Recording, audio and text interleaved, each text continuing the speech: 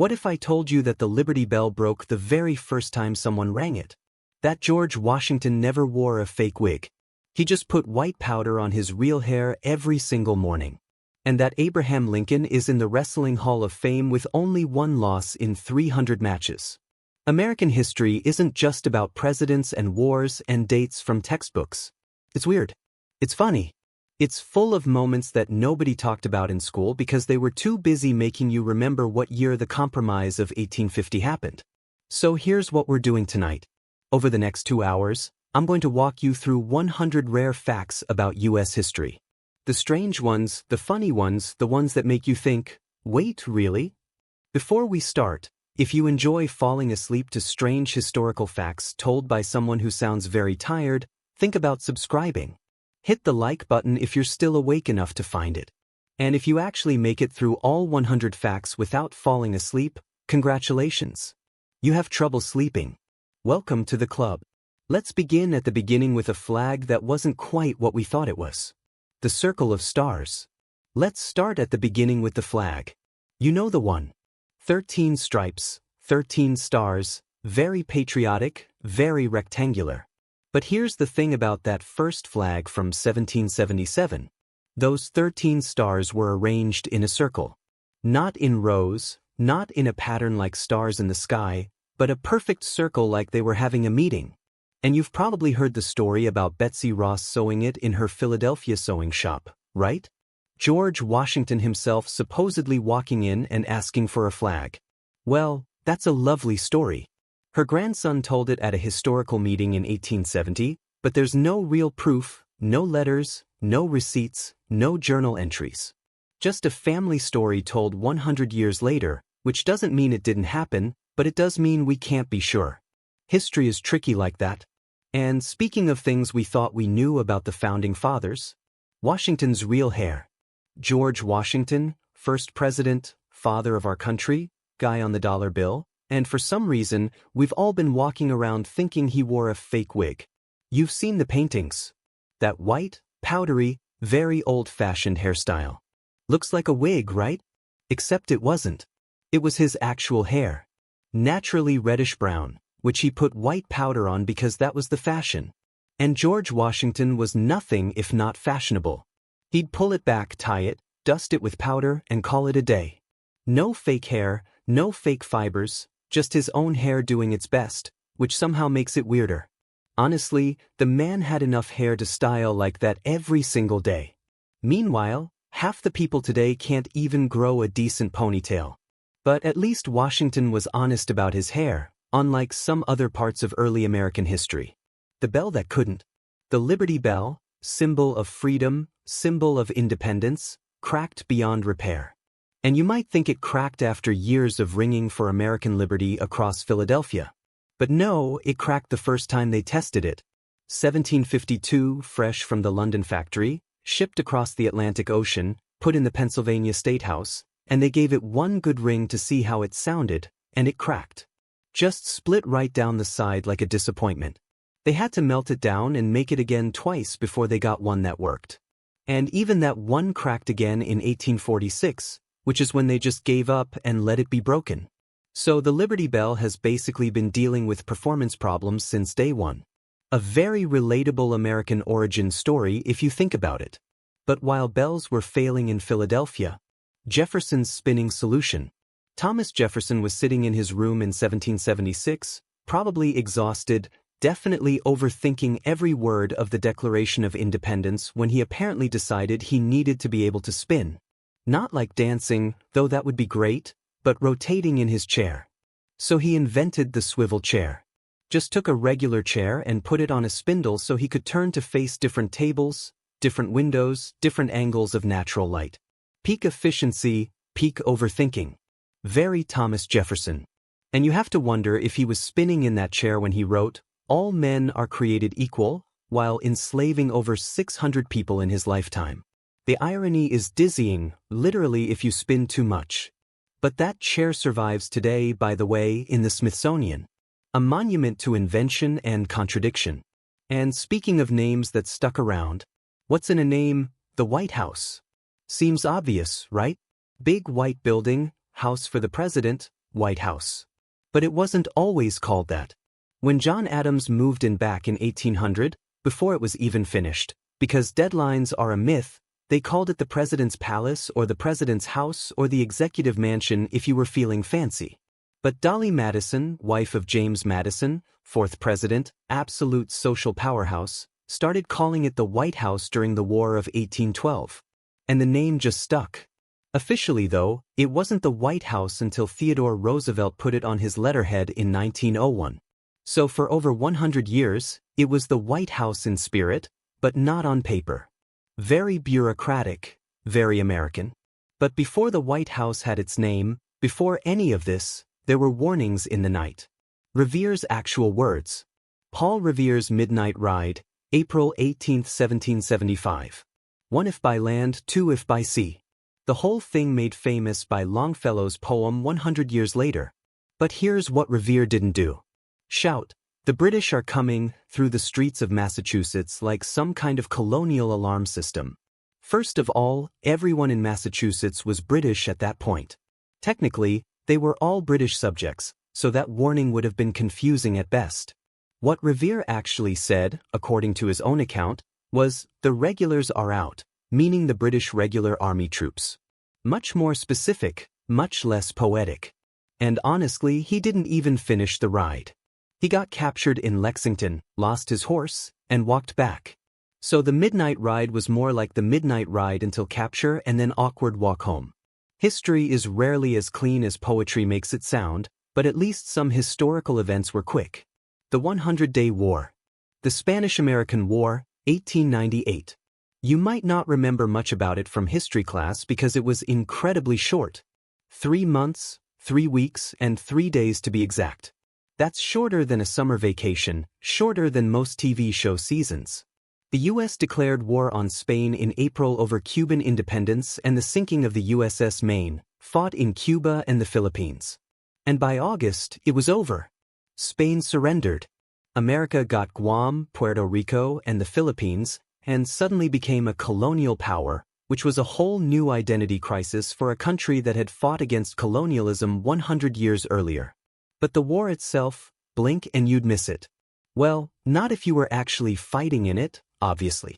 That would be terrifying. But historically speaking, it was practically a long weekend.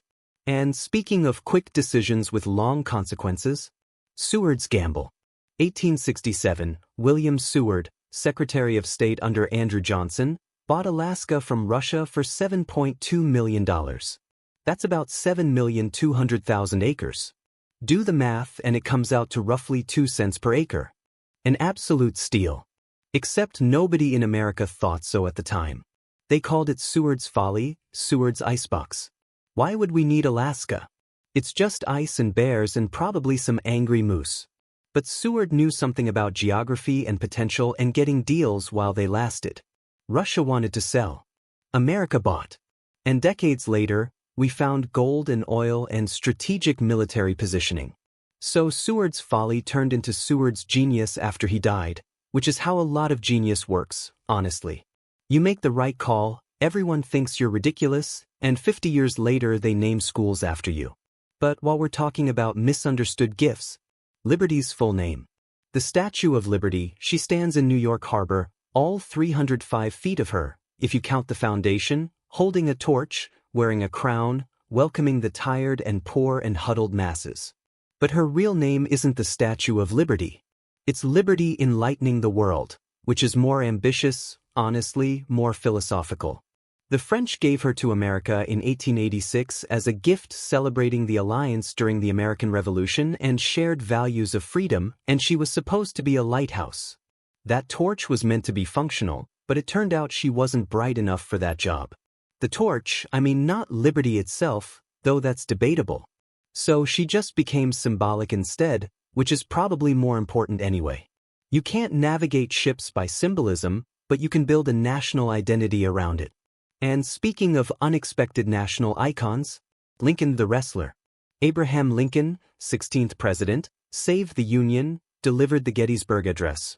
Also apparently threw down in wrestling matches across Illinois in his youth. And he was good.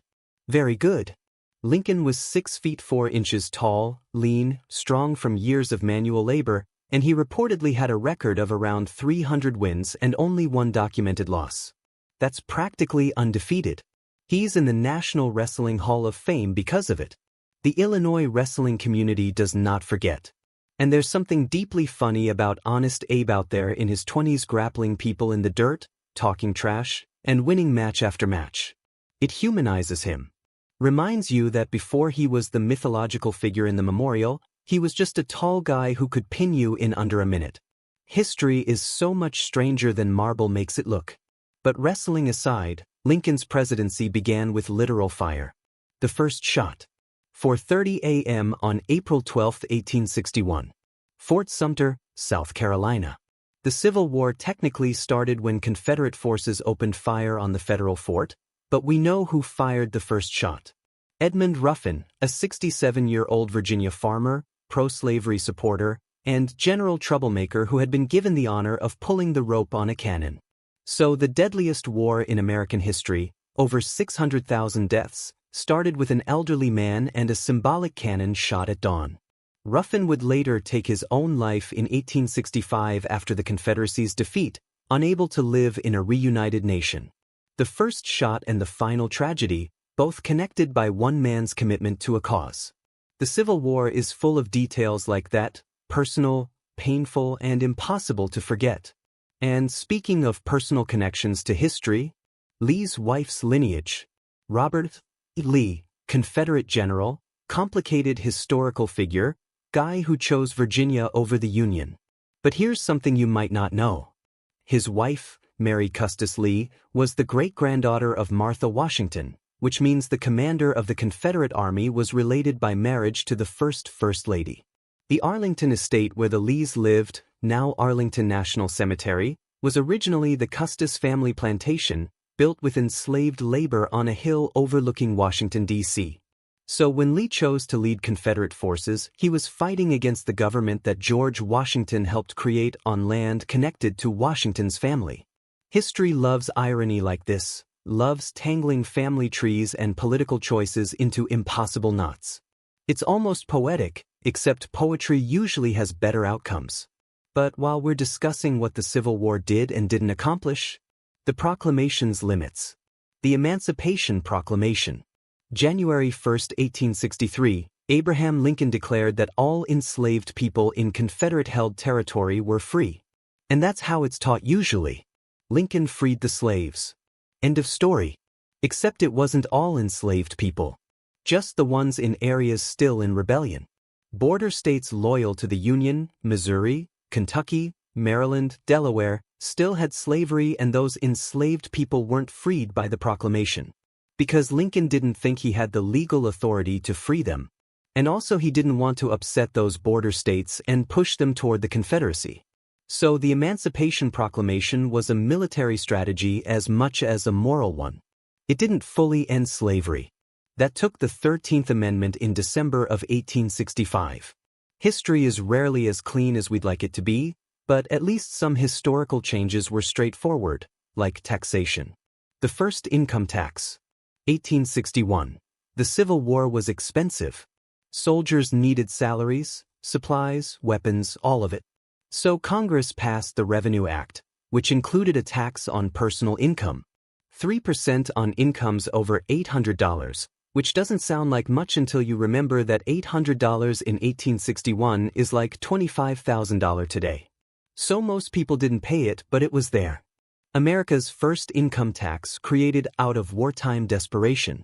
It was repealed in 1872 once the war debt was paid off because the idea of taxing income felt radical and potentially unconstitutional. Then in 1894, they tried again. That one got struck down by the Supreme Court. Finally, in 1913, the 16th Amendment made income tax permanent. And here we are today, still filing forms every April and wondering where it all went wrong. But before the government was taxing income, it was funding faster communication. The express that couldn't. The Pony Express. Romantic, daring. Young men on fast horses carrying mail across the frontier from Missouri to California in just 10 days. It launched in April of 1860 and everyone thought it was the future of communication. Except it wasn't. It lasted exactly 18 months. October 1861, the transcontinental telegraph was completed. And suddenly you could send messages across the country in seconds instead of days. So the Pony Express went bankrupt almost immediately. All that mythology, the riders, the speed, the danger compressed into a year and a half. Buffalo Bill Cody rode for the Pony Express. So did a bunch of teenagers making $1 a day risking their lives. And then it was over. Obsolete, replaced by wires and electricity. Sometimes history moves faster than the horses. But the telegraph wasn't the only thing connecting the country. The railroad's real finish line. The Transcontinental Railroad. The great American infrastructure project of the 1860s.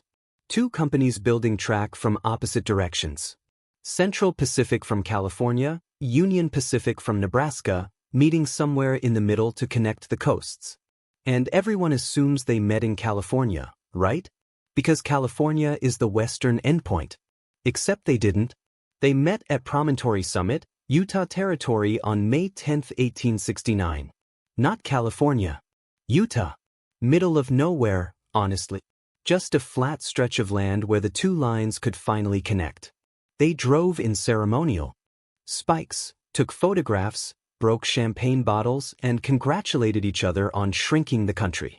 6 days of travel time from coast to coast instead of months. Progress built on the backs of thousands of laborers, many of them Chinese immigrants whose names we don't even know.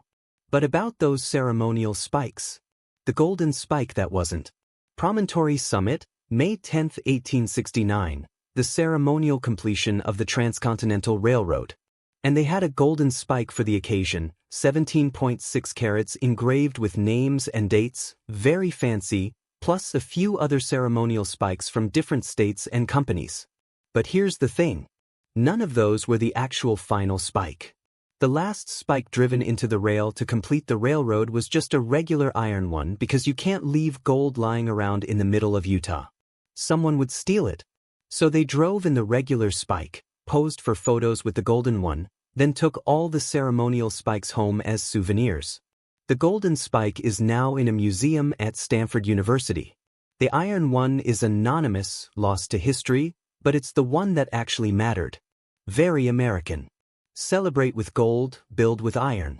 But while railroads were transforming transportation, Twain's perfect name. The Gilded Age, post-Civil War America, roughly 1870 to 1900, industrialization, urbanization, massive wealth inequality, robber barons, political corruption, all wrapped in a thin layer of prosperity and optimism. And the name came from Mark Twain. He wrote a novel called The Gilded Age, a tale of today in 1873 with Charles Dudley Warner, making fun of the era's greed and superficiality.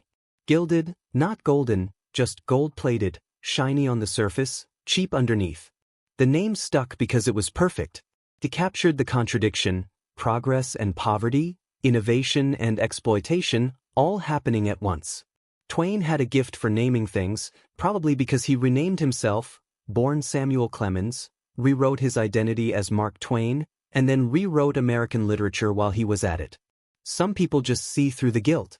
And while Twain was writing, cities were growing upward. The first skyscraper. 1885, Chicago. The home insurance building went up at the corner of LaSalle and Adams Streets, 10 stories high, and became the first building to use a steel frame for structural support. Before that, tall buildings had to have thick masonry walls to hold themselves up, which limited height. But steel frames, you could go as high as you wanted theoretically. So this 10-story building became the first true skyscraper, even though 10 stories seems quaint now compared to the 100-story towers we have today. It was demolished in 1931 to make room for an even taller building, which is very capitalist and very Chicago. But for a moment, the home insurance building was the future, the first step towards cities that grow up instead of out. And while architecture was reaching new heights, so were American consumer products. Coca-Cola's original recipe. 1886, Atlanta, Georgia. A pharmacist named John Pemberton invented a syrup he called Coca-Cola.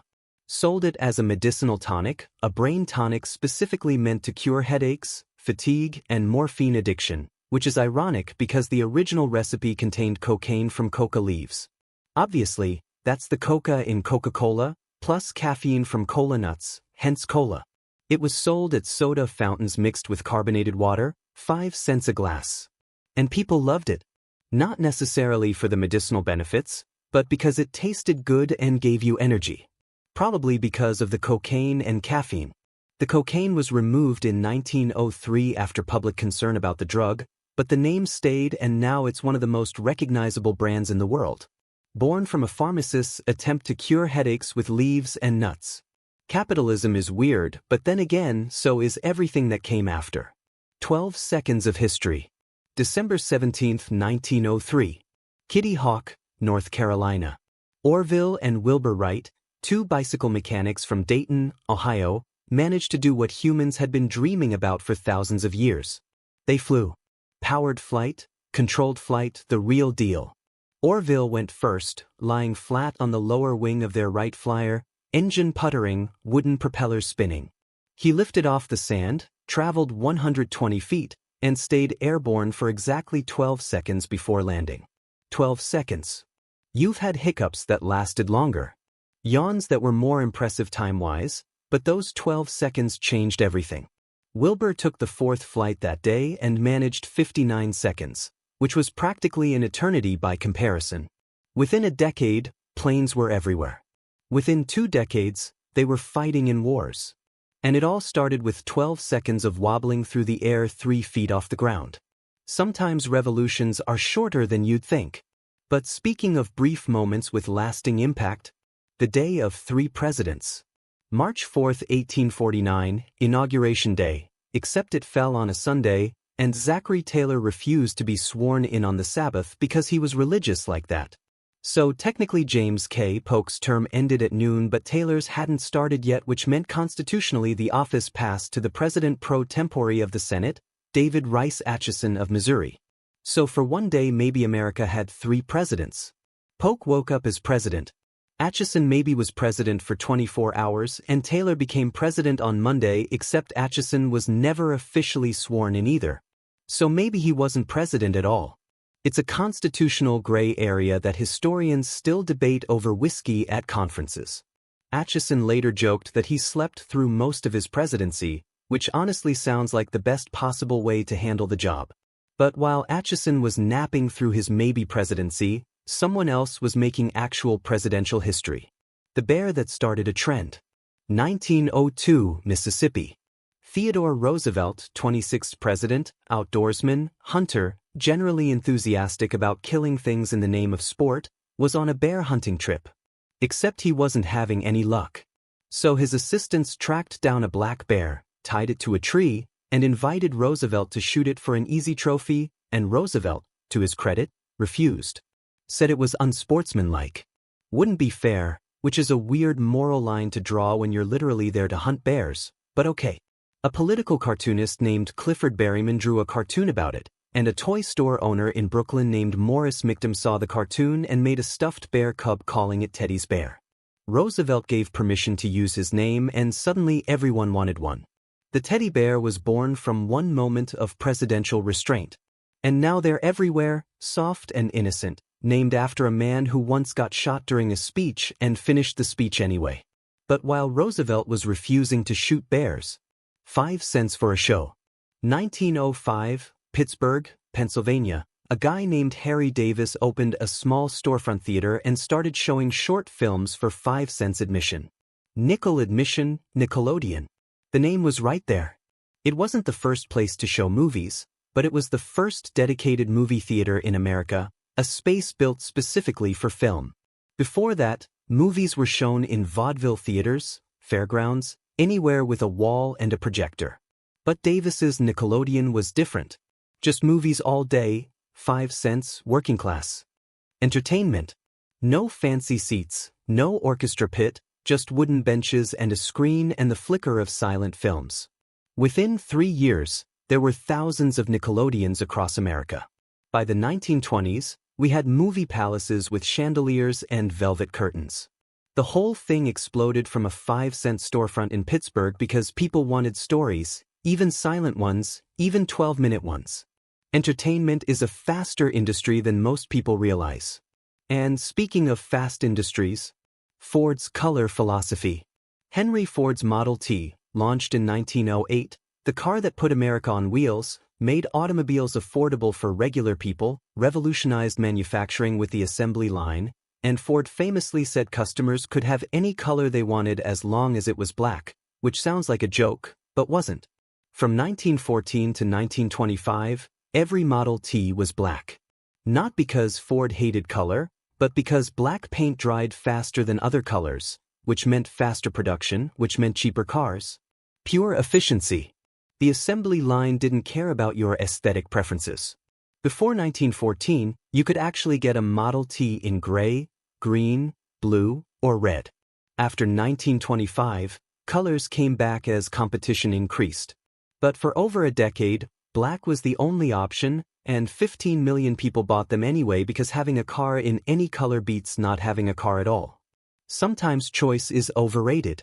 But while Ford was painting America black, the late arrival. World War I started in Europe in 1914. Archduke Franz Ferdinand assassinated in Sarajevo. Austria-Hungary declared war on Serbia. Alliances activated like dominoes. And suddenly the whole continent was fighting. Trench warfare, poison gas, millions dead. And America just watched, stayed neutral. President Woodrow Wilson ran for re-election in 1916 on the slogan, "He kept us out of war," which aged poorly because in April of 1917 the U.S. finally joined. 3 years late. Almost the whole war had already happened. Russia was collapsing. France was exhausted. Britain was holding on by willpower and tea. And then America showed up like the friend who arrives at the party right before it ends and acts like they've been there all night. Granted, American involvement helped end the war in 1918. But still, 3 years is a long time to sit on the sidelines of the deadliest conflict in human history up to that point. But at least when America did join, we commemorated it with mistakes. The upside-down airplane. 1918, the U.S. Postal Service decided to start airmail service, flying letters across the country faster than trains could carry them. Revolutionary idea. Needed a stamp to commemorate it, obviously. So they designed one. 24 cents, blue and red, featuring a Curtiss Jane 4 biplane, the Jenny Midflight. Except somewhere in the printing process at the Bureau of Engraving and Printing, someone loaded a sheet upside down and 100 stamps were printed with the airplane flying inverted. Upside-down Jenny stamps, the most famous stamp error in American history. The Postal Service tried to find and destroy them all, but a few sheets made it out. Collectors went wild. Those stamps are worth hundreds of thousands of dollars now, maybe over $1 million depending on condition. All because someone had one job, print the plane right side up and didn't, which feels appropriate for government work, honestly. But while stamp collectors were getting excited, the government was banning something much more popular. The medicinal exception. Prohibition. January 17, 1920. The 18th Amendment banned the manufacture, sale, and transportation of alcohol across America. The Great Experiment. The Noble Experiment. 13 years of trying to legislate morality and mostly creating organized crime instead. Speakeasies, bootleggers, bathtub gin, all of it. But here's a fun loophole. Medicinal alcohol was still legal. Doctors could prescribe whiskey for ailments. Pharmacies could dispense it. And wouldn't you know it, suddenly everyone had a medical condition that required alcohol. Even beer was allowed for medicinal purposes, though good luck convincing your doctor you needed a prescription for Budweiser. The Volstead Act, which enforced prohibition, had exceptions for religious and medicinal use because Congress knew you couldn't completely ban something that had sacramental and pharmaceutical applications. So prohibition didn't actually prohibit everything, just most things for most people. Compliance was optional anyway. But while America was secretly drinking through the 20s and 30s, professional sports were just getting started. The game with the wrong name. January 15, 1967. Los Angeles Memorial Coliseum. The first championship game between the National Football League and the American Football League, the two rival leagues that would eventually merge. It was officially called the AFL-NFL World Championship Game, which is a mouthful and terrible branding. The name Super Bowl wouldn't become official until the third game in 1969, even though people were already calling it that informally. The name came from Lamar Hunt, owner of the Kansas City Chiefs, who apparently got the idea from watching his kids play with a Super Ball, one of those bouncy rubber toys. So the biggest game in American football is named after a children's toy. The Green Bay Packers won that first game 35-10 in front of 61,000 fans, which is nothing compared to the 100 million who watch today. Back then, it wasn't even a sellout. Now it's a national holiday in everything but name. And speaking of things that changed over time, the flag that faded. July 20, 1969, Apollo 11 landed on the moon. Neil Armstrong and Buzz Aldrin walked on the surface, collected rocks, took photos, planted an American flag. That flag is still there technically, except it's not red, white, and blue anymore. It's white, completely white, because ultraviolet radiation from the sun, unfiltered by any atmosphere, obviously, since the moon doesn't have one, bleached all the color out over the past 50+ years. So the American flag on the moon is now the universal symbol of surrender, which is darkly hilarious if you think about it. Buzz Aldrin said he saw the flag get knocked over by the exhaust from the lunar module when they took off, so it might be lying down too. A white flag, possibly horizontal, on the moon. There are 5 more flags up there from later Apollo missions. All probably white now too. Symbols don't last forever, even in a vacuum. But while we're talking about presidential symbols and moments, Washington's brevity. George Washington's second inaugural address, March 4, 1793, Philadelphia second term, still figuring out what being president even meant. And Washington apparently decided that less was more. His entire speech was 135 words long. 135, you could read it in under a minute. Basically just said, I'm taking the oath again. I'll do my best. Thanks for your trust. Goodbye. Shortest inaugural address in American history. No grand vision, no policy proposals, no soaring rhetoric about the American experiment, just a guy who didn't want to be president but was anyway keeping his remarks brief and getting back to work. You have to respect the efficiency. Although you also have to wonder if he just didn't want to write a speech, which is extremely relatable, but if Washington's speech was too short, someone else went the opposite direction. Harrison's fatal verbosity. March 4, 1841, Washington, D.C. William Henry Harrison, 9th President, oldest. President at the time, 68 years old, and determined to prove he was vigorous and healthy despite concerns about his age. So he delivered the longest inaugural address in American history. 8,445 words, 1 hour and 45 minutes in the cold rain, no coat, no hat, just standing there in freezing weather talking about Roman history and Republican virtue and Cicero and all sorts of classical references nobody asked for. And then he got sick, pneumonia probably, though some historians think it was typhoid from contaminated water in the White House. Either way, exactly 1 month later, April 4, 1841, he died. Shortest presidency in American history. 1 month, some of which he spent unconscious. So Harrison gave the longest speech, served the shortest term, and became a cautionary tale about overcompensating. Wear a coat, keep your speech short, live longer than 30 days. But at least Harrison had 1 complete term, unlike one president who split his into 2. Cleveland's comeback. Grover Cleveland, 22nd and 24th president, the only president to serve 2 non-consecutive terms, which sounds like a technicality, but is actually impressive.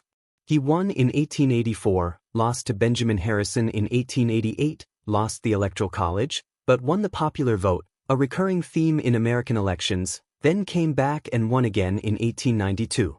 So he's 2 presidents in 1 technically. 2 different administrations, 4 years apart, which means when historians count presidents, they count Cleveland twice, even though he's 1 person. He's why we've had 46 presidencies, but only 45 presidents. Joe Biden is the 46th president, but only the 45th person to hold the office. Cleveland was president, then not president, then president again, which must have been weird for everyone involved. Imagine losing your job, watching someone else do it for 4 years, then getting it back. That's Cleveland. But while Cleveland was making presidential history, the Treasury was making a different kind. Lincoln's penny. 1909, the 100th anniversary of Abraham Lincoln's birth, and the U.S. Mint decided to commemorate it by putting Lincoln's face on the penny. First time a president appeared on regular U.S. circulation coinage. Before that, coins featured abstract figures, Lady Liberty, eagles, shields, allegorical representations of America, but never an actual historical person, never a president. Too monarchical, people thought, too much like putting kings on coins. But by 1909, Lincoln was sufficiently mythologized, sufficiently martyred, sufficiently dead for 54 years that it felt appropriate. Sculptor Victor David Brenner designed it. Lincoln's profile on the front, wheat stalks on the back. Those wheat pennies stayed in production until 1958 when they switched to the Lincoln Memorial design. And now we have billions of Lincoln pennies floating around, each one worth approximately 1 cent, though they cost more than that to manufacture. The government loses money on pennies. Lincoln would probably find that ironic, but while the government was making coins nobody wanted, the War of One Casualty. The Pig War, 1859. San Juan Islands between Washington Territory and British Columbia, border dispute between the United States and Britain over exactly where the boundary ran after the Oregon Treaty of 1846. Both sides had settlers on the islands. Tensions were high. And then on June 15, 1859, an American settler named Lyman Cutlar found a pig eating his potatoes. The pig belonged to an Irishman employed by the Hudson's Bay Company, which was British. Cutlar shot the pig. Britain demanded compensation. America refused. Both sides sent military forces. Warships, soldiers, the whole thing. 4 months, British and American troops occupied opposite ends of the island, technically at war, ready to fight over a pig. But nobody fired a shot. Nobody died except the pig. Diplomats eventually negotiated a settlement. 12 years later, an arbitrator determined the islands belonged to the U.S. The only casualty of the pig war was one pig. Sometimes restraint is the real victory. And speaking of territory worth protecting, Yellowstone's founding. March 1, 1872, President Ulysses S. Grant signed the Yellowstone National Park Protection Act, creating the first national park in the United States and the world. 2 million acres of Wyoming, Montana, and Idaho set aside for preservation and public enjoyment. Geysers, hot springs, waterfalls, wildlife, all protected from private development. It was a radical idea. Land that belonged to everyone, managed by the government, kept wild forever. Before that, land was something you owned or exploited or settled. But Yellowstone established the precedent that some places were too important, too beautiful, too unique to turn into somebody's ranch or mining operation. The idea spread. Yosemite, Sequoia, Grand Canyon, eventually dozens more. The National Park Service wasn't created until 1916. So for the first 44 years, Yellowstone was managed by the U.S. Army, which must have been a strange assignment for cavalry soldiers used to fighting. Congratulations! You're now protecting geothermal features. But while the government was preserving wilderness, cities were building institutions. America's first zoo. 1874, Philadelphia. The Zoological Society of Philadelphia opened the first true zoo in the United States. 3,000 animals representing over 200 species, all on 42 acres of carefully planned habitats, or at least what people in the 1870s thought were carefully planned habitats, which by modern standards were probably too small and sad. But at the time it was revolutionary. Before this, Americans had seen exotic animals at traveling menageries or circuses, temporary exhibits with animals in cages. But a permanent zoo meant education, conservation, research. Admission was 25 cents for adults, 10 cents for children. People flocked to see lions, elephants, monkeys, animals they'd only read about or seen in drawings. The Philadelphia Zoo became the model for zoos across the country. Still operates today. Oldest zoo in America. Still trying to balance entertainment with animal welfare. Still figuring out what it means to keep wild animals in cities. History is full of good intentions with complicated outcomes. But while Philadelphia was collecting animals, Boston was digging underground. The subway beneath Boston. September 1, 1897. Boston became the first U.S. city with a subway system. The Tremont Street subway running from Park Street to Boylston Street. 1.8 miles of tunnel beneath downtown carrying electric streetcars underground to ease surface traffic congestion. Before that, Boston streets were chaos. Too many trolleys, too many people, everything jammed together. So they dug. Used a cut-and-cover method, digging trenches in the street, building the tunnel, then covering it back up. Took 2 years and 21 deaths, which sounds horrific until you remember that infrastructure projects in the 1890s had casualty rates that would shut down modern construction sites permanently. But the subway worked.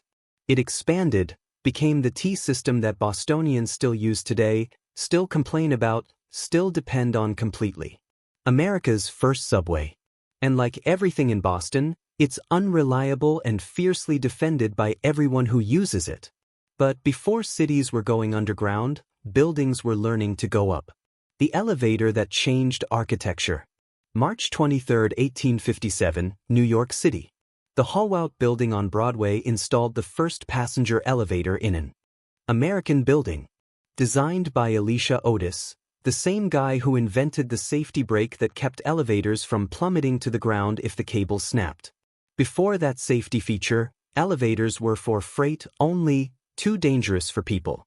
But Otis's brake changed everything. Suddenly, you could put people in a box and lift them 5 stories without risking their lives. Probably. The Hallwart Building was a commercial building, cast iron facade, selling fancy china and glassware. And now you could shop on the upper floors without climbing stairs, which was revolutionary for retail and architecture. Skyscrapers became possible, not just structurally, steel frames helped with that, but practically. Nobody wants to walk up 50 flights of stairs. Elevators made vertical cities feasible. And it all started with one steam-powered elevator in a store selling dishes. But while buildings were going up safely, personal disputes were finally being handled less violently. The duel's end. February 20, 1839. Congress passed a law outlawing dueling in the District of Columbia. Took them long enough. Dueling had been a gentleman's way of settling disputes for centuries. Someone insults your honor. You challenge them. You meet at dawn with pistols. Someone probably dies. Aaron Burr killed Alexander Hamilton in a duel in 1804 in New Jersey. And people finally started thinking maybe this was a bad system for conflict resolution. But it took another 35 years for Congress to officially ban it in D.C. Other states had already outlawed it, but enforcement was spotty. Men still dueled in secret across state lines wherever they could avoid prosecution. Andrew Jackson participated in multiple duels before becoming president. Killed a man named Charles Dickinson in 1806 over a horse racing debt and an insult to his wife. So dueling persisted well into the 19th century, even after it was illegal, because some people really committed to the idea that violence solved arguments. Progress is slower than we'd like, but at least it happens eventually. The census that missed millions. 1790. The first U.S. census mandated by the Constitution to count the population every 10 years for congressional representation. Marshals on horseback traveling from town to town, knocking on doors, recording names and numbers. They counted 3.9 million people total. Except that number was wildly incomplete. The census missed approximately 2 million people, maybe more. Enslaved people were counted as 3/5 of a person for representation purposes, the infamous compromise, but many weren't counted at all. Native Americans weren't counted unless they paid taxes. Women and children were often recorded as tick marks under the household head's name. No individual data. And in frontier areas, whole communities were probably skipped because they were too remote or the marshal didn't feel like riding that far. So America's first official population count was more like a rough estimate with legal implications. We've gotten better at it since then, though census accuracy is still debated every decade. But while the census was counting people, the flag was changing too. 27 versions of stars. The American flag, 50 stars, 13 stripes, red, white, and blue. Except it hasn't always been 50 stars. The flag has been redesigned 27 times since 1777 as new states joined the Union. Started with 13 stars for the original colonies, then 15 stars and 15 stripes in 1795 when Vermont and Kentucky joined. They added stripes too briefly before realizing that was unsustainable. Back to 13 stripes in 1818, but stars kept getting added. 20 stars, 24, 33, 38, 48 for most of the 20th century after Arizona and New Mexico joined in 1912, then Alaska in 1959 made it 49 stars for exactly 1 year before Hawaii joined in 1960, giving us the current 50-star design. That's the longest any version has lasted since July 4, 1960. 65 years and counting, which means if you're under 65, you've only ever known one flag. But before flags, there were stamps. The first sticky messages. July 1, 1847. The U.S. Post Office Department issued the first official postage stamps, 2 designs, a 5-cent stamp featuring Benjamin Franklin, who was the first Postmaster General, and a 10-cent stamp with George Washington because of course. Before this, you paid postage when the letter was delivered or sometimes the recipient paid or you had to arrange payment at the post office. It was inefficient and confusing. But stamps, you bought them, stuck them on your letter, dropped it in a box, and the system handled it. Revolutionary. The Franklin stamp paid for letters traveling under 300 miles. The Washington stamp was for longer distances. They weren't even perforated at first. You had to cut them apart with scissors. Perforations came in 1857. So for 10 years, people were carefully scissoring stamps like craft projects. Small innovations, huge impact. And speaking of political innovations that seemed small at the time, the party of knowing nothing. The 1850s, America was growing fast and immigrants were arriving by the thousands. Irish Catholics fleeing the potato famine, Germans seeking political freedom. And some Americans didn't like it. So they formed a political party officially called the American Party, but everyone called them the Know-Nothing Party. Because it started as a secret society. When members were asked about their activities, they were supposed to say, "I know nothing," very mysterious, very paranoid. Their whole platform was anti-immigration and anti-Catholic. They wanted to restrict immigration, require 21 years of residency before citizenship, and keep Catholics out of public office. They actually won some elections, controlled Massachusetts for a while, had dozens of congressmen, ran Millard Fillmore for president in 1856.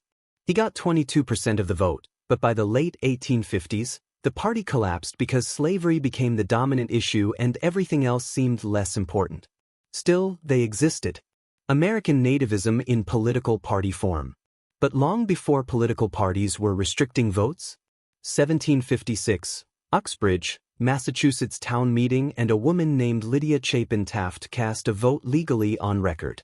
Probably the first woman to vote in colonial America. Definitely the first documented case. Her husband Josiah Taft had died and as a wealthy widow and taxpayer she was allowed to vote on town matters in his place 3 times actually. She voted in 1756, 1758, and 1765 on local issues. Not for representatives, not for major political positions, just town business. But still, a legal vote recorded in town minutes while women everywhere else were explicitly barred from voting. Massachusetts apparently had a brief moment of accidental feminism before reverting to the standard exclusion. It would be another 164 years before the 19th Amendment gave all American women the right to vote in 1920. Lydia Taft was just incredibly early. Sometimes rights come in strange isolated moments before they become universal. And speaking of where universal rights were first debated, the forgotten first capital, Philadelphia, the birthplace of American independence, the Continental Congress met there, the Declaration was signed there. The Constitution was written there, and from 1790 to 1800, it was the nation's capital. Not Washington, D.C., not New York, though New York was briefly the capital from 1789 to 1790. Philadelphia. Congress met at Congress Hall. George Washington lived in the President's house on Market Street. John Adams lived there, too, for his entire presidency. The Supreme Court was there. All three branches of government conducting the business of the young nation in Pennsylvania. But the Residence Act of 1790 designated a new federal district along the Potomac River, future Washington, D.C., which wouldn't be ready until 1800. So Philadelphia was the temporary capital while the real capital was under construction. 10 years as the center of American government, then back to being just a city. Must have been strange watching power move south. But while Philadelphia was hosting the government, that government was being secretly designed. The convention behind closed doors. Summer of 1787. Philadelphia again. The Constitutional Convention. 55 delegates from 12 states. Rhode Island refused to participate, meeting at Independence Hall to fix the Articles of Confederation. Except they didn't fix them. They threw them out and wrote something completely new. And they did it in secret. Windows nailed shut despite the summer heat. Guards at the doors. No press allowed. Delegates sworn to secrecy because they knew if the public heard the arguments, the compromises, the debates about slavery and representation and executive power, the whole thing would fall apart.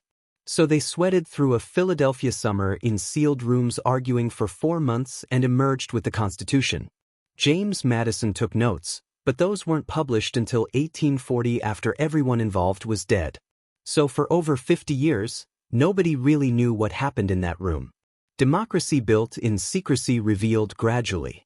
And once that Constitution was written, states had to decide whether to accept it. Delaware's swift approval. December 7, 1787. Delaware became the first state to ratify the Constitution. Unanimous vote 30-0 took them 5 days after the Constitution was presented to their convention. They wanted in. First state, first in line, so enthusiastic about federal union that they put it on their license plates centuries later. The first state, Delaware, was small, worried about being dominated by larger neighbors like Pennsylvania and Maryland, and saw the Constitution structure with a Senate giving equal representation to all states as protection. So they ratified immediately. Didn't even debate that long. Other states took months, held contentious conventions, demanded a Bill of Rights. Massachusetts barely ratified.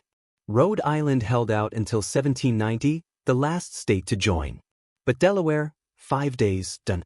Delaware's state pride about being first is unmatched. And honestly, they earned it.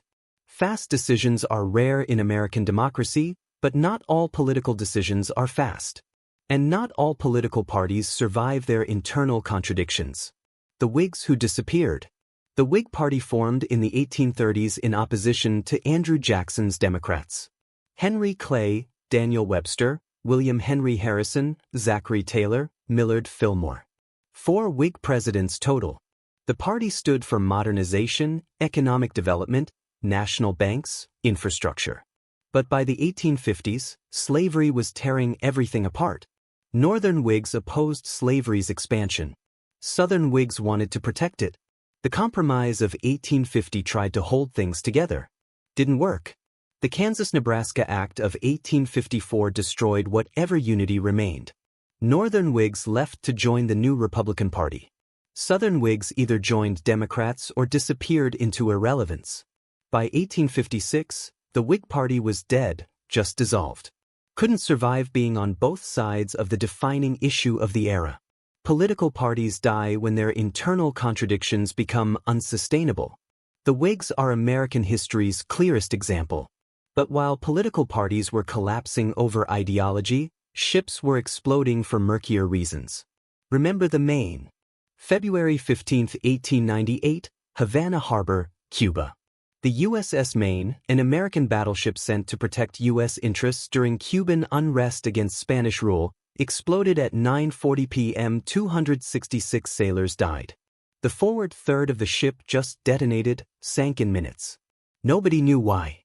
Probably a coal bunker fire reached the ammunition magazines, most modern analyses suggest, but at the time, newspapers, especially William Randolph Hearst's papers, blamed Spain. Remember the Maine, to hell with Spain, became the rallying cry.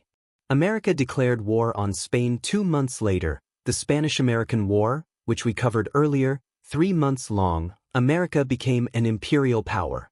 All because of an explosion that probably wasn't Spain's fault. But facts didn't matter. Public sentiment did. Yellow journalism did. And 266 sailors died. And their deaths were used to justify a war they never asked for. History turns on moments like that. But while wars were starting over accidents, settlers were creating governments without permission. The territory that wasn't. 1859, Colorado, except it wasn't Colorado yet. Still unorganized territory.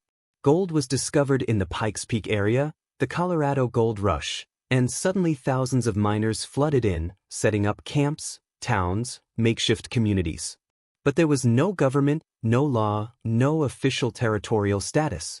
So the miners just created their own, the territory of Jefferson, named after Thomas Jefferson, obviously, even though he'd been dead 33 years.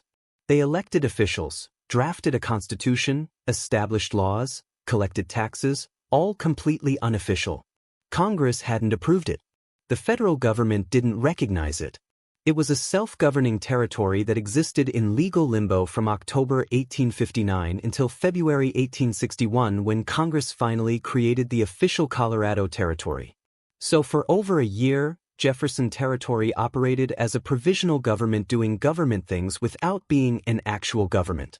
Very American entrepreneurial spirit. If the government won't show up, just make your own. But while some Americans were creating unofficial governments, others were creating new ways to spend money they didn't have. The card that changed spending. 1950 New York City, Frank McNamara, a businessman, went to dinner and realized he'd forgotten his wallet. Embarrassing. Had to call his wife to bring money. And he thought, what if there was a card you could use instead of cash? So he created the Diners Club card. Not quite a credit card in the modern sense. You had to pay the full balance every month, more like a charge card, but it worked at participating restaurants. You signed for your meal. The restaurant sent the bill to Diners Club. Diners Club charged you. First year 200 cardholders, 14 restaurants. Within a decade, millions of cards accepted worldwide. Bank of America launched the Bankamera card in 1958, later became Visa. And suddenly, credit was everywhere. The ability to buy things with money you didn't have yet, normalized in plastic. America's economy runs on credit now. All because one guy forgot his wallet at dinner and decided forgetting wallets was inefficient. But long before credit cards, another American innovation was being banned for being too fun. Massachusetts bans Christmas. 1659. The Puritans who ran Massachusetts decided Christmas was too pagan, too Catholic, too much feasting and merriment, and not enough solemn religious observation. So they banned it. Illegal to celebrate Christmas. Anyone caught observing the holiday, decorating, feasting, taking the day off work, would be fined 5 shillings, which was not insignificant money. The ban lasted 22 years from 1659 to 1681 when the British Crown revoked it because even England thought Massachusetts Puritans were taking things too far. But even after the ban was lifted, celebrating Christmas remained socially frowned upon in parts of New England for decades. Some schools held classes on December 25th well into the 1800s. So America's Christmas tradition isn't as traditional as it seems. For a long time, lots of Americans thought Christmas was suspect, not sacred, just suspicious. Things change, culture shifts. Now we start celebrating in November. But speaking of celebrations and food traditions, Madison's frozen innovation. March 4, 1813, James Madison's second inaugural ball, Washington, D.C. cold day, but the celebration was indoors, warm, crowded with Washington's elite, and Dolly Madison, First Lady, social architect, the woman who popularized the name White House, decided to serve ice cream.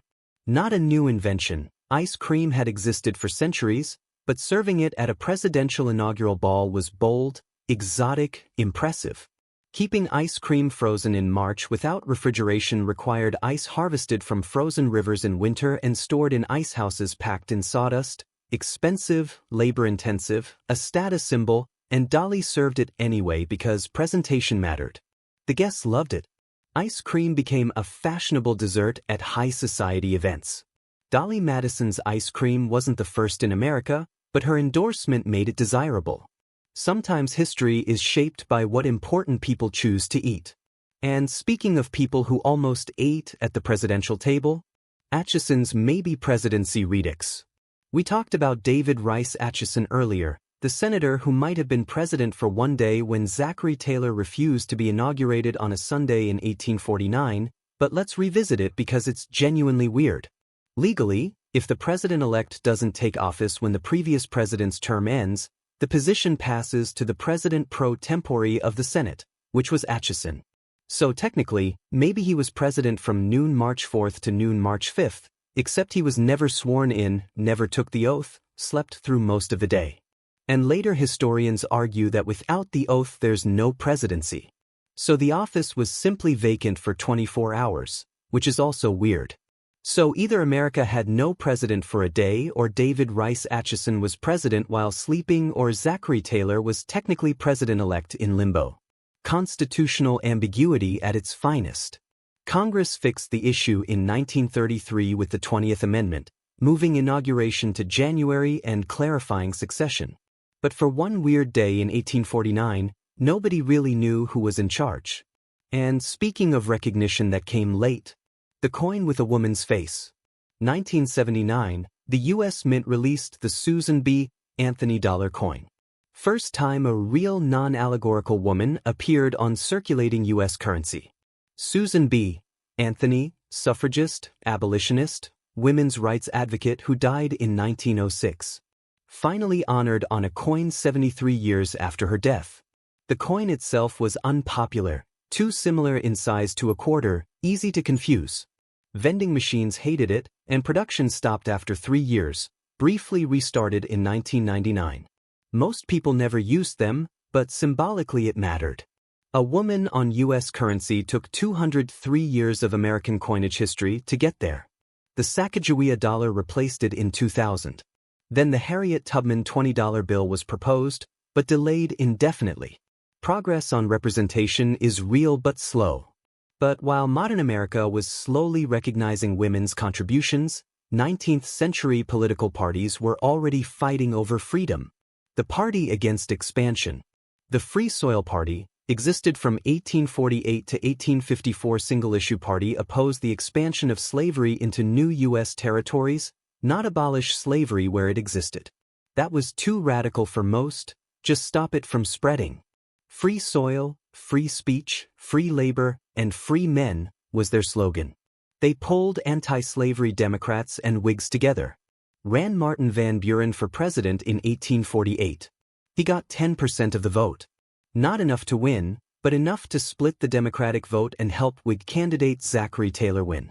By 1854, the Kansas-Nebraska Act made the free soil position mainstream, and most members joined the new Republican Party, which absorbed their platform. So the Free Soil Party died by succeeding. Their issue became the Republican Party's core identity. Sometimes third parties exist to push major parties toward change, then dissolve once that change happens. American political evolution in 6 years. But while political parties were fighting over serious issues, Americans were also inventing new ways to scream. The first ride down. June 16, 1884, Coney Island, Brooklyn, New York, the Switchback Railway opened. Often credited as America's first true roller coaster designed specifically for amusement. Built by Lamarcus Adna Thompson, the ride sent passengers coasting down a 600-foot track at 6 miles per hour. 6 miles per hour. You walk faster. But in 1884, when most people traveled by foot or horse, 6 miles per hour on a track while sitting in a car going downhill felt thrilling. Cost a nickel to ride. The coaster made $300 a day initially. That's 6,000 riders daily, which is absurd. People loved it. Within a few years, Coney Island had multiple coasters, faster and taller. The roller coaster became an American entertainment staple engineered specifically to provide safe danger. Controlled fear. You scream, but you're fine. Peak amusement park philosophy. And speaking of American institutions built on fine distinctions, the half-breeds versus stalwarts. The Republican Party in the 1870s and 80s wasn't united. Two factions fought for control. The stalwarts and the half-breeds. The stalwarts led by Senator Roscoe Conkling of New York supported the spoils system, appointing political supporters to government jobs regardless of qualifications. The half-breeds, led by James G. Blaine of Maine, wanted civil service reform, government jobs based on merit, not patronage. Both factions were still pro-business, pro-tariff, waving the bloody shirt of Civil War memory. But the patronage fight was vicious. James Garfield, a half-breed, won the presidency in 1880. Charles Guiteau, a mentally ill stalwart supporter who had been refused a government job, assassinated Garfield in 1881, claiming, "I am a stalwart and Arthur is president now." Chester Arthur, the new president and former stalwart, then shocked everyone by supporting civil service reform, passing the Pendleton Act in 1883. Assassination changed policy. Factions dissolved. Government hiring improved slightly. History turns on strange pivot points. And speaking of American innovations in leisure, the theater you drive to. June 6, 1933, Camden, New Jersey. Richard Hollingshead opened the first drive-in movie theater. Park-in theaters, he called it. The idea was simple. Outdoor screen, parked cars, speakers on poles, later changed to in-car speakers in the 1940s. Families could watch movies without leaving their cars, which was perfect for the automobile-obsessed 30s. Kids could come in pajamas. You could talk during the movie without bothering anyone. Privacy, convenience, accessibility. Admission was 25 cents per car plus 25 cents per person up to $1 maximum. The first movie shown was Wife Beware, a British comedy nobody remembers, but the concept exploded. By the 50s, 4,000 drive-ins operated across America. They declined with suburban multiplexes and VCRs, but never fully disappeared.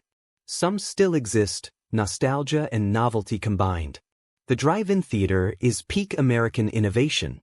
Take two existing things, cars and movies, and combine them in a way that feels both lazy and ingenious. And that combination of lazy and ingenious continues throughout American history. The mugwumps who switched sides. 1884, presidential election, Republican Party nominated James G. Blaine, who was charismatic and corrupt in roughly equal measure, and a group of reform-minded Republicans looked at Blaine and said, "Absolutely not." So they bolted, left the party, supported Democrat Grover Cleveland instead because Cleveland was honest, if boring. These defectors were called mugwumps, supposedly from an Algonquian word meaning important person or chief. But their opponents claimed it meant they had their mug on one side of the fence and their wump on the other. Fence-sitters, traitors. But the mugwumps saw themselves as principled reformers choosing integrity over party loyalty. They were mostly educated, wealthy Northeastern Republicans who cared more about civil service reform than partisan victory. Cleveland won by a tiny margin. The mugwumps probably made the difference. And their name entered the political lexicon as shorthand for people who switch sides over principle. Whether that's admirable or treasonous depends on your perspective. But while political reformers were switching parties, technological innovators were making shopping easier. The machine that sells. 1888, the first vending machines appeared in America installed on elevated train platforms in New York City. They dispensed Tutti Frutti gum manufactured by the Thomas Adams Gum Company. 1 penny, 1 piece of gum, no human interaction required.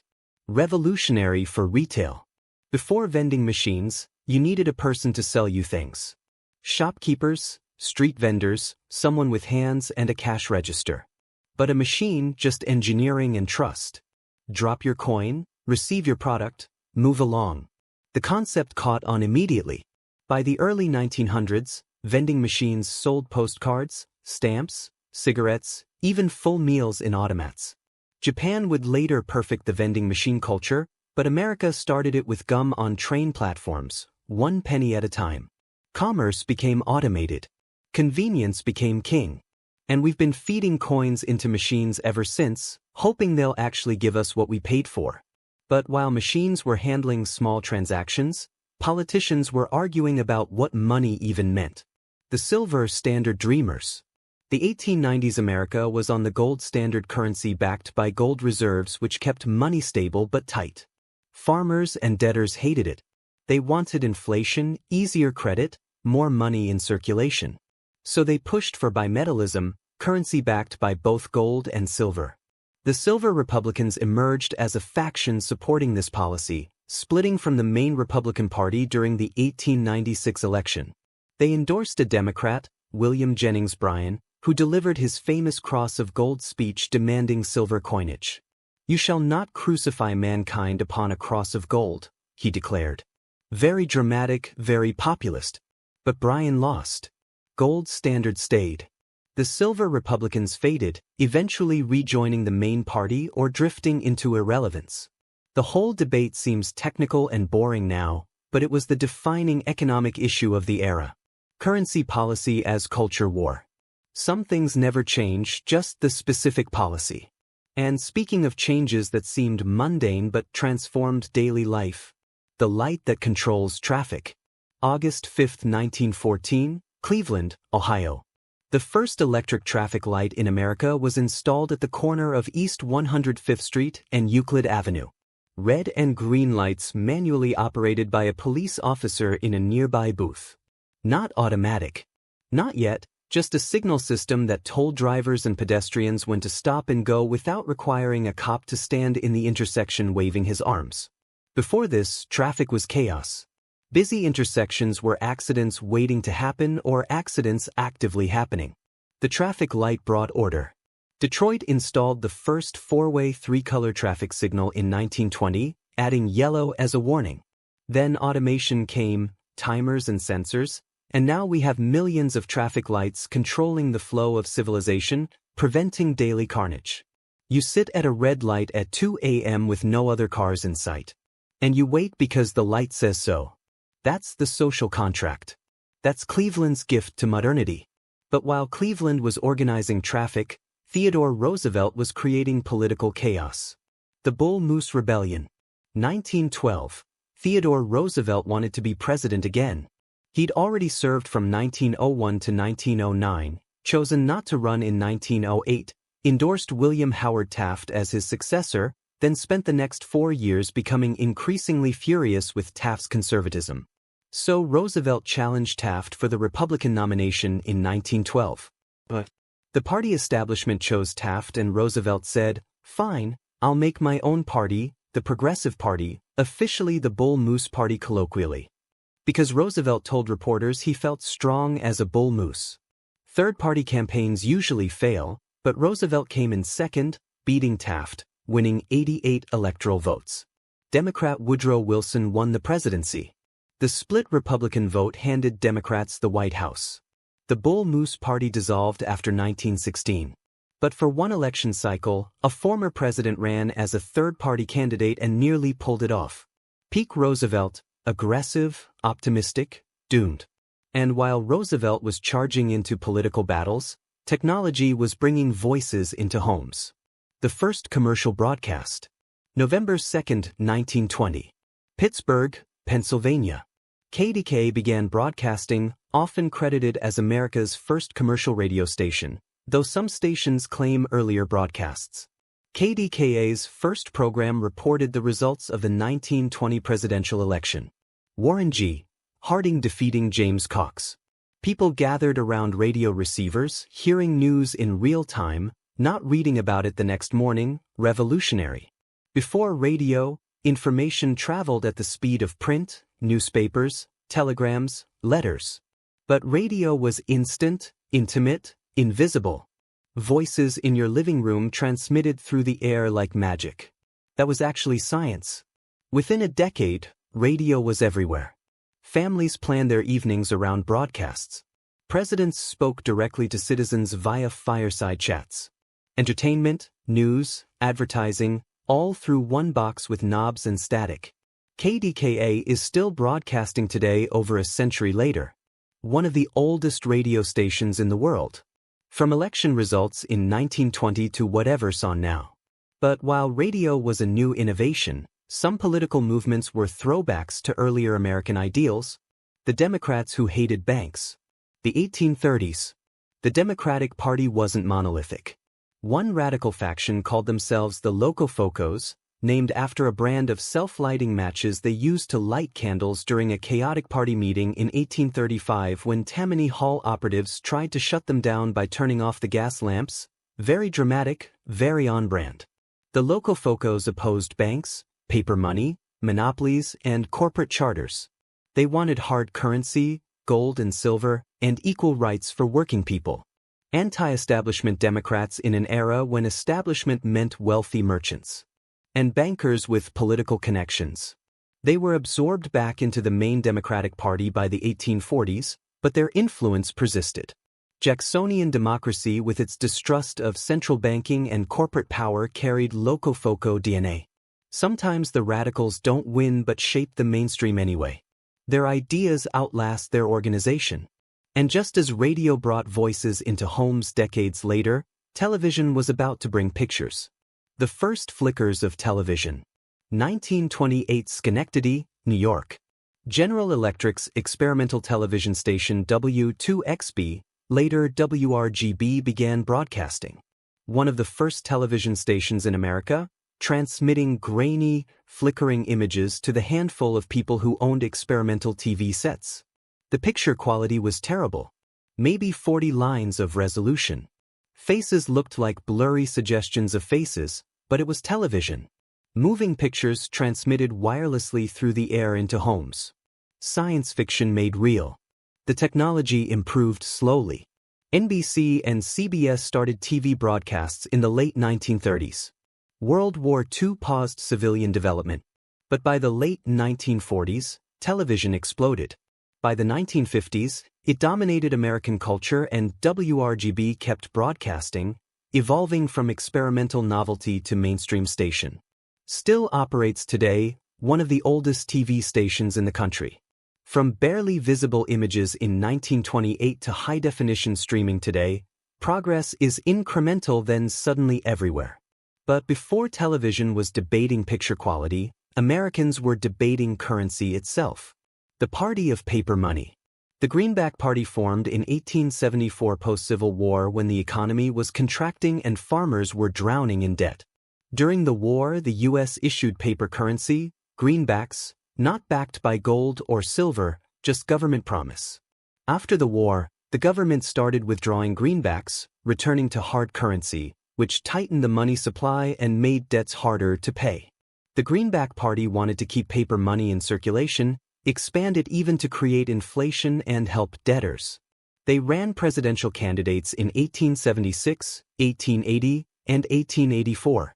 Never won, but influenced policy. Their ideas merged with later movements like the Populists and Silver Republicans. The debate over currency, hard money versus paper, gold versus silver versus fiat, dominated late 19th century politics, boring to modern ears, life or death to farmers and workers at the time. Your position on currency was your identity. And while 19th century Americans were arguing about money, 20th century Americans were building machines that would eventually handle money for them. The computer that filled the room. 1945, University of Pennsylvania. ENIAC, Electronic Numerical Integrator and Computer, was completed. The first general-purpose electronic digital computer built in the United States. It weighed 30 tons, occupied 1,800 square feet, used 18,000 vacuum tubes, and consumed enough electricity to dim lights across Philadelphia when turned on. It could perform 5,000 additions per second, which sounds slow now, but was staggeringly fast then. The Army used it to calculate artillery firing tables. Took two women, programmers Betty Jean Jennings and Frances Belas, 6 weeks to program the first calculation manually, setting switches and cables. No keyboard, no monitor, just hardware configuration. ENIAC ran until 1955. By then, computers were getting smaller, faster, more practical. The whole history of computing is miniaturization. From room size to desktop to laptop to pocket. ENIAC was the room-sized beginning, the vacuum tube grandfather of your smartphone. And while ENIAC was calculating firing tables, political movements were calculating their own trajectories. The Populists' brief rise. 1892. The People's Party, better known as the Populists, emerged from agrarian discontent in the South and West. Farmers felt exploited by railroads, banks, commodity traders, and the gold standard. So they organized. The populist platform demanded railroad regulation, direct election of senators, graduated income tax, unlimited silver coinage, and an 8-hour workday. Radical for the time. Their presidential candidate, James B. Weaver, won 8.5% of the popular vote and 22 electoral votes, nearly 10%. That's significant for a third party. But by 1896, Democrats absorbed much of the populist platform and nominated William Jennings Bryan, who appealed to the same voters. Most populists endorsed Bryan. The party dissolved shortly after. They didn't win, but they shifted the conversation. Many populist ideas, direct election of senators, graduated income tax, eventually became constitutional amendments. Third parties often serve as idea laboratories for major parties. The populists proved it. And while populists were organizing farmers, the government was organizing its presence beyond Earth. America's first satellite. January 31, 1958. Cape Canaveral, Florida. Explorer 1 launched aboard a Juno I rocket, becoming the first U.S. satellite to reach orbit. The Soviets had beaten America into space with Sputnik 1 the previous October, triggering a national panic. America was losing the space race, falling behind technologically, maybe losing the Cold War itself. Explorer 1 was the response, proof that American science could compete. The satellite was small, 30.8 pounds, 6.4 feet long, including the upper stage. But it worked. Carried a cosmic ray detector designed by James Van Allen and discovered the radiation belts surrounding Earth, now called the Van Allen belts. Science and propaganda in one package. Explorer 1 stayed in orbit until March 31, 1970, nearly 12 years. Eventually burned up on re-entry. But by then, America had sent dozens more satellites, astronauts, moon missions. Explorer 1 was just the beginning of America's space ambitions. But while some Americans were reaching for the stars, others were fighting earthbound battles over alcohol. The party that never stopped. The Prohibition Party. Founded in 1869, still exists today. Oldest third party in America. Their platform, ban alcohol. That's it. Well, not entirely. They also supported women's suffrage, labor reform, and other progressive causes, but primarily no alcohol. They ran presidential candidates every election from 1872 onward. Never won. Their best showing was 2.2% in 1888, but they influenced the movement. The temperance movement grew throughout the late 1800s, culminating in the 18th Amendment in 1920. Prohibition was enacted. The Prohibition Party's dream realized, except Prohibition was a disaster. Organized crime, speakeasies, bathtub gin, widespread lawbreaking, and was repealed in 1933. The Prohibition Party kept running candidates anyway. Still does. Got 5,000 votes in 2020. Persistence or stubbornness, depending on your view. Some parties never learn. Some parties never stop.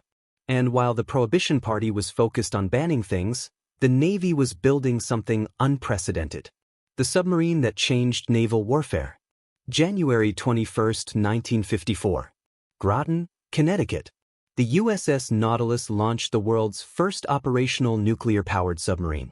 Powered by a nuclear reactor instead of diesel engines, meaning it could stay submerged almost indefinitely, limited only by crew supplies and sanity. Conventional submarines had to surface regularly to recharge batteries. Nuclear subs didn't. True underwater vessels, not just surface ships that could temporarily submerge. The Nautilus proved the concept immediately. On August 3, 1958, it became the first submarine to transit the North Pole underwater, traveling beneath the Arctic ice cap. Strategic implications were enormous. Nuclear submarines could hide anywhere, strike from anywhere, remain undetected for months. The Soviet Union built their own. The submarine arms race began. Nautilus was decommissioned in 1980, now a museum ship in Groton. But nuclear submarines remain the backbone of naval deterrence. Silent, invisible, unstoppable, peak Cold War technology. And while the Navy was going nuclear, Some political parties were going socialist. The socialists who organized labor. The 1890s. The Socialist Labor Party emerged as one of America's first socialist political organizations, advocating for worker ownership of production, unionization, and an end to capitalism. Founded earlier, but gained prominence in the 1890s under Daniel de Leon, a charismatic but rigid leader who alienated almost everyone. The party never succeeded electorally. Too radical, too dogmatic, too invested in ideological purity over coalition building. Membership peaked in the early 1900s but remained small. They ran presidential candidates who received negligible votes. More successful was the Socialist Party of America, founded in 1901 by Eugene Debs and others, which actually won local elections and congressional seats. But the Socialist Labor Party persisted, kept organizing, kept running candidates, kept arguing that capitalism was inherently exploitative. They were right about labor abuses, right about wealth inequality, but too inflexible to build a mass movement. American socialism's perpetual problem: correct diagnosis, unmarketable prescription. But while some Americans were critiquing capitalism, others were building the technology that would define modern warfare. America's first jet fighter. January 8, 1945. Muroc Army Airfield, California, later Edwards Air Force Base. The P-80 Shooting Star took its first flight, becoming America's first operational jet fighter. Jets were the future of aviation, faster, higher, more powerful than propeller-driven aircraft. The British and Germans had jet programs during World War II. America was catching up. The P-80 could fly 594 miles per hour, far faster than the P-51 Mustang's 440. It arrived too late for significant World War II combat. Only two saw service in Italy in the war's final weeks, but proved itself in Korea, where it flew thousands of sorties. The Shooting Star demonstrated that jet technology was viable, practical, scalable. Within a decade, jets dominated military and commercial aviation. Propeller planes became obsolete. The P-80 started that transition. Speed became survival. And that arms race has never stopped. But while national politics were embracing new technologies, state politics were experimenting with party structures. Minnesota's merged movement. Minnesota's Farmer Labor Party, formed in 1918 by merging agrarian and labor movements into one political organization. Farmers and factory workers, traditionally separate constituencies, united over shared economic grievances: low crop prices, low wages, corporate exploitation. The Farmer Labor Party dominated Minnesota politics for decades, elected governors, senators, congressmen, passed progressive legislation, labor protections, social welfare programs, public works. At its peak in the 1930s, it was the most successful state third party in America. But national politics pulled differently. By the 1940s, Democrats and farmer laborites realized they were splitting the liberal vote, letting Republicans win. So in 1944, they merged, creating the Minnesota Democratic Farmer Labor Party, the DFL. Still called that today. Minnesota Democrats have a three-word party name because history is cumulative and compromise is permanent. The Farmer Labor Party succeeded by merging once, then succeeded again by merging twice. Sometimes victory means absorption. And just as Minnesota was merging ground movements, aviation was developing its own revolution upward. The helicopter that worked. September 14, 1939. Stratford, Connecticut. Igor Sikorsky, a Russian immigrant and aviation pioneer, successfully flew the VS-300 helicopter. Not the first helicopter. Various experimental models existed, but the first practical one, controlled, stable, capable of sustained flight. Sikorsky's design used a single main rotor and a smaller tail rotor for stability, the configuration most helicopters still use today. The VS-300 was basically a frame with a seat, an engine, rotors, and Sikorsky's hope that physics would cooperate. It did. He flew it for several minutes. Over the next few years, he refined the design. By World War II, helicopters were being used for reconnaissance, rescue, and transport. By the Korean War, they were evacuating wounded soldiers from battlefields, saving thousands of lives. By Vietnam, they were everywhere. Gunships, troop carriers, medical evacuation, helicopters changed warfare, disaster response, traffic reporting. Sikorsky's 1939 test flight made all of it possible. One man, one machine, one successful hover. And while Sikorsky was innovating flight, American politics was fracturing over civil rights. The Democrats who walked out. 1948, Democratic National Convention, Philadelphia, President Harry Truman pushed a civil rights plank into the party platform, anti-lynching legislation, desegregation of the armed forces, protection of voting rights. Northern liberals supported it. Southern Democrats were furious. Strom Thurmond, then governor of South Carolina, led a walkout. Southern delegates left the convention, formed the state's Rights Democratic Party, immediately nicknamed the Dixiecrats, and nominated Thurmond for president. Their platform, preserve segregation, oppose federal civil rights legislation, maintain white supremacy under the language of states' rights. Thurmond carried 4 Deep South states, Louisiana, Mississippi, Alabama, South Carolina, and 39 electoral votes. Truman still won the presidency, but the Dixiecrat revolt exposed the Democratic Party's fracture. Southern Democrats would slowly drift Republican over the next few decades. The 1964 Civil Rights Act accelerated the realignment. The Dixiecrats didn't win the presidency, but they marked the beginning of the South's political transformation. Sometimes losing reshapes the map. And speaking of institutions that reshaped American life, the People's Bank. April 6, 1909, St. Mary's Bank opened in Manchester, New Hampshire, becoming the first credit union in the United States. Credit unions were cooperative financial institutions. Members pooled their money, made loans to each other at reasonable rates, shared profits, not-for-profit banking. The concept came from Europe, where credit unions helped working-class people access credit without predatory lenders. Pierre J., the Massachusetts Bank Commissioner, and Alphonse Desjardins, a Quebec journalist and credit union organizer, helped establish St. Mary's as a model. It served Franco-American textile workers in Manchester, offering loans for emergencies, education, homes. Within a decade, credit unions spread across America. By the 1930s, they were formalized under federal law. Now there are over 5,000 credit unions nationwide, member-owned, democratically controlled, focused on service over profit. St. Mary's still operates today. The oldest credit union in the country, proving that cooperative finance works. Sometimes the alternative to capitalism is just better organized. It became the first submarine to transit the North Pole underwater, traveling beneath the Arctic ice cap. Strategic implications were enormous. Nuclear submarines could hide anywhere, strike from anywhere, remain undetected for months.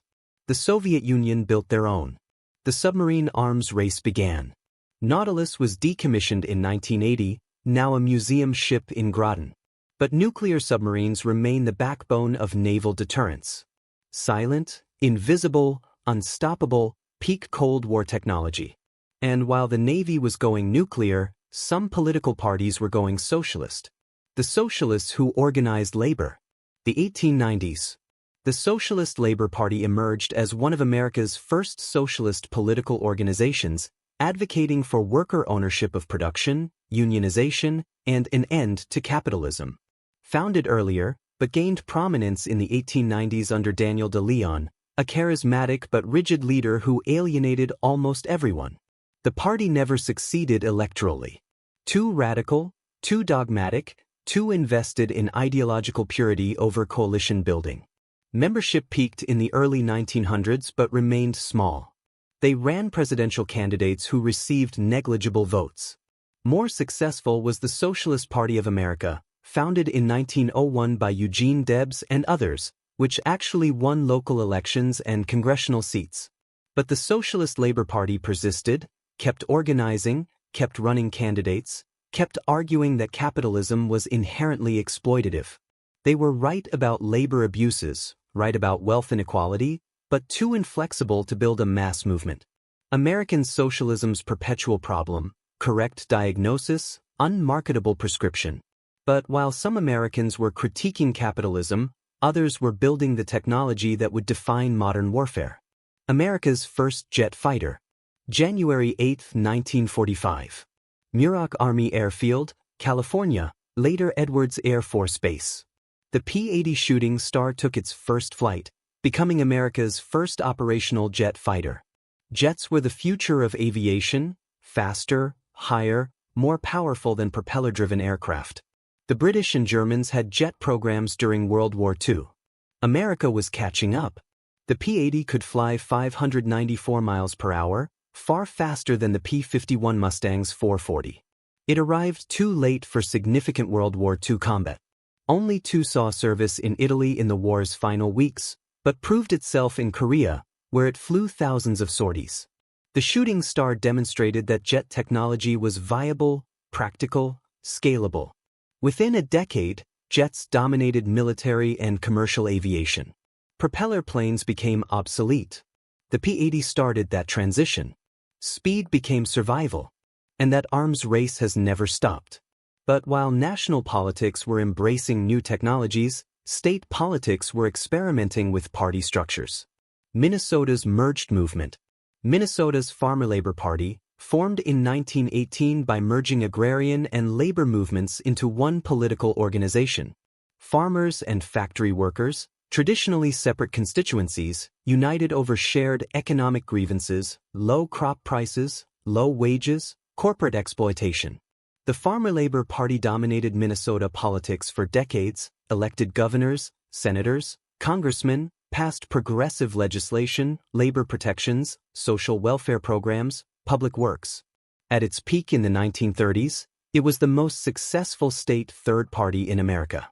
But national politics pulled differently. By the 1940s, Democrats and farmer laborites realized they were splitting the liberal vote, letting Republicans win. So in 1944, they merged, creating the Minnesota Democratic Farmer Labor Party, the DFL. Still called that today. Minnesota Democrats have a three-word party name because history is cumulative and compromise is permanent. The Farmer Labor Party succeeded by merging once, then succeeded again by merging twice. Sometimes victory means absorption.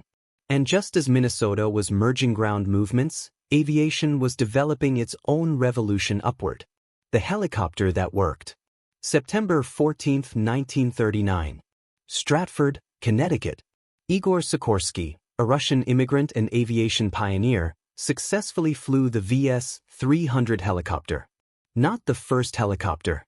Various experimental models existed, but the first practical one, controlled, stable, capable of sustained flight. Sikorsky's design used a single main rotor and a smaller tail rotor for stability, the configuration most helicopters still use today. The VS-300 was basically a frame with a seat, an engine, rotors, and Sikorsky's hope that physics would cooperate. It did. He flew it for several minutes. Over the next few years, he refined the design. By World War II, helicopters were being used for reconnaissance, rescue, and transport. By the Korean War, they were evacuating wounded soldiers from battlefields, saving thousands of lives. By Vietnam, they were everywhere. Gunships, troop carriers, medical evacuation, helicopters changed warfare, disaster response, traffic reporting. Sikorsky's 1939 test flight made all of it possible. One man, one machine, one successful hover. And while Sikorsky was innovating flight, American politics was fracturing over civil rights. The Democrats who walked out.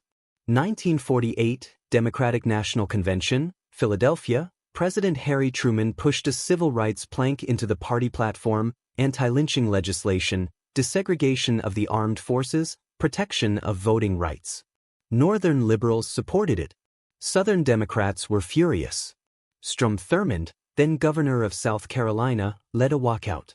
Southern delegates left the convention, formed the state's Rights Democratic Party, immediately nicknamed the Dixiecrats, and nominated Thurmond for president.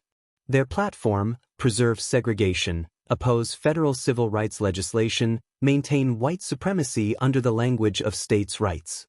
Thurmond carried 4 Deep South states, Louisiana, Mississippi, Alabama, South Carolina, and 39 electoral votes.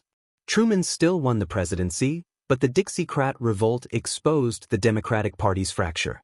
Southern Democrats would slowly drift Republican over the next few decades. The 1964 Civil Rights Act accelerated the realignment. The Dixiecrats didn't win the presidency, but they marked the beginning of the South's political transformation. Sometimes losing reshapes the map. And speaking of institutions that reshaped American life, the People's Bank. April 6, 1909, St. Mary's Bank opened in Manchester, New Hampshire, becoming the first credit union in the United States. Credit unions were cooperative financial institutions.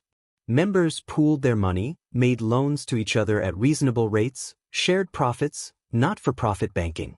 The concept came from Europe, where credit unions helped working-class people access credit without predatory lenders. Pierre J., the Massachusetts Bank Commissioner, and Alphonse Desjardins, a Quebec journalist and credit union organizer, helped establish St. Mary's as a model. It served Franco-American textile workers in Manchester, offering loans for emergencies, education, homes. Within a decade, credit unions spread across America. By the 1930s, they were formalized under federal law. Now there are over 5,000 credit unions nationwide, member-owned, democratically controlled, focused on service over profit. St. Mary's still operates today, the oldest credit union in the country, proving that cooperative finance works. Sometimes the alternative to capitalism is just better organized. Capitalism. And with that thought, we're halfway through our strange journey. The Bull Moose's actual numbers. We talked about Theodore Roosevelt's Bull Moose Party earlier, but let's get specific about just how well he did. 1912 presidential election. Roosevelt ran as a third-party candidate after losing the Republican nomination to William Howard Taft. And he didn't just participate, he demolished Taft. Roosevelt won 27% of the popular vote. Taft got 23%. A former president running third party beat the sitting president of his own former party. That's unprecedented. Woodrow Wilson won with 42% because the Republican vote split down the middle. But Roosevelt's 27% remains the best showing by any third-party presidential candidate in American history. Better than Ross Perot in 1992. Better than George Wallace in 1968. Better than anyone else who tried to break the two-party system. Roosevelt proved it was possible to run outside the major parties and still win states, electoral votes, and nearly a third of the country. Then he went back to writing books and going on safari because that's what Theodore Roosevelt did when he wasn't being president. But while Roosevelt was challenging political conventions, entrepreneurs were reimagining how Americans traveled. The motor hotel innovation. December 12, 1925. San Luis Obispo, California.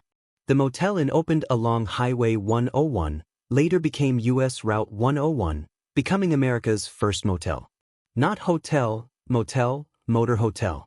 The concept was simple, rooms you could drive right up to. Park your car outside your door. Unload your luggage without walking through a lobby. Pay less than a traditional hotel designed specifically for the automobile age. The architect Arthur Heinemann supposedly coined the term motel by combining motor and hotel. Before this, travelers stayed at downtown hotels or roadside cabins. But the motel was different. Convenient, informal, portable. By the 1950s, motels lined every major highway in America. Franchises like Holiday Inn standardized the experience. The motel became synonymous with American road trips, family vacations, and also seedy affairs and crime scenes if we're being honest. But it started in San Luis Obispo with one building and a good idea about where people wanted to sleep. And while entrepreneurs were innovating travel accommodations, politicians were creating parties to avoid controversy. The party that ignored the issue. 1860. The country was splitting over slavery. Democrats were fractured, Republicans were growing, and a group of former Whigs, border state moderates, and people who desperately wanted to avoid talking about slavery formed the Constitutional Union Party. Their platform was beautifully vague. Preserve the Constitution, protect the Union, enforce the laws. That's it. No position on slavery's expansion. No position on states' rights versus federal authority, just let's all get along and pretend the giant national crisis isn't happening. they nominated John Bell of Tennessee for president. He won 3 border states, Virginia, Kentucky, Tennessee, and about 13% of the vote. Abraham Lincoln won with 40%. The Constitutional Union Party dissolved immediately after the election because ignoring the defining issue of your era is not a sustainable political strategy. They tried to preserve the Union by avoiding the topic that was tearing it apart. It didn't work. Within months, the Civil War started. Avoidance has never solved anything. But while some institutions tried to avoid conflict, others were built specifically to encourage consumerism. The mall that changed shopping. October 8, 1956. Edina, Minnesota, a suburb of Minneapolis. Southdale Center opened as America's first fully enclosed climate-controlled shopping mall. Designed by architect Victor Gruen, an Austrian immigrant who envisioned suburban gathering spaces where people could shop, socialize, and escape the weather. 2 levels, 72 stores, a central courtyard with plants and a fountain. Everything indoors, no rain, no snow, no Minnesota winter to endure, just temperature-controlled consumerism. The concept revolutionized retail. Before Southdale, shopping meant downtown department stores or strip malls exposed to elements, but enclosed malls offered comfort, variety, and the illusion of a town square without the inconveniences of actual public space. By the 1980s, nearly every American suburb had a mall. Teenagers hung out there. Families shopped there. It became the center of suburban life. Now many are dying, killed by online shopping and changing retail patterns. But Southdale still operates, the original enclosed mall, watching its descendants close. And speaking of political innovation during times of crisis, Lincoln's Unity Ticket.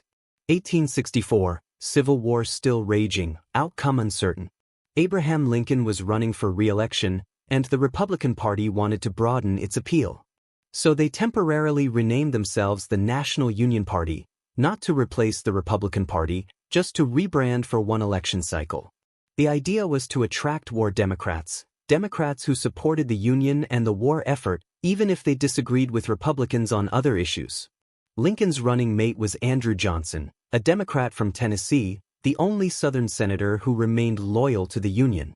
Together, they represented national unity, bipartisan commitment to winning the war. Lincoln won decisively. The National Union Party served its purpose. By 1868, Republicans dropped the temporary name and went back to being Republicans.